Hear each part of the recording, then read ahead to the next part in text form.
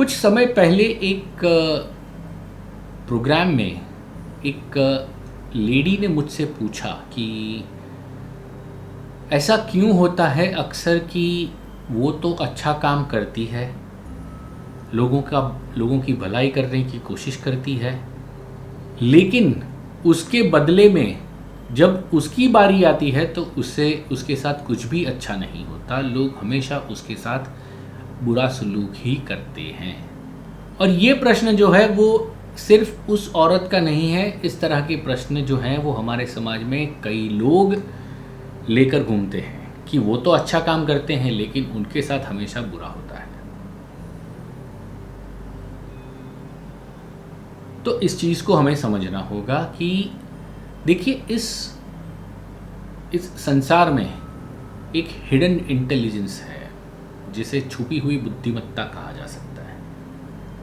यानी एक आम का जो बीज होता है उसको अगर आप ज़मीन में गाड़ोगे, उसको फर्टिलाइज़र दोगे सही ढंग से, उसको जो सही मात्रा में चाहिए, उसको सूटेबल जो भूमि चाहिए वो दोगे, पानी दोगे, सूरज की किरणें अगर उसे मिलेगी तो उसमें से अंकुर ज़रूर फूटेगा और उसमें से आम का ही पेड़ निकलेगा। लेकिन अगर बबूल का पेड़ बोया है तो आपको आम कैसे मिल सकते हैं? इस चीज़ को समझना होगा। आपने अच्छे कर्म किए लेकिन किसके साथ किए ये भी तो महत्व है। अगर आप गली के किसी कुत्ते को रोज़ खाना खिलाते हो और आप आधी रात को आप उस सड़क के किनारे से आप गुज़र रहे हो और कोई आप पर हमला कर दे, तो उसमें मुझे कोई शंका नहीं होती कि आपको बचाने के लिए वो कुत्ता जो है वो जान लड़ा देगा। लेकिन आपने अच्छे कर्म किए लेकिन किसके साथ किए? देखिए, इस जगत में मैंने जो बुद्धिमत्ता की बात की है उसको कोई भी व्यक्ति धोखा नहीं दे सकता। आपने अच्छे कर्म किए लेकिन किसके साथ? और यहाँ पर सबसे बड़ी दिक्कत ये है कि लोग जब अच्छा कर्म करते भी हैं, फॉर एग्ज़ाम्पल कोई इंसान अगर सड़क से जा रहा है और सामने से कोई इंसान आ रहा है, उसके हाथ में एक छाता है और गलती से वो छाता उसके हाथ से गिर गया,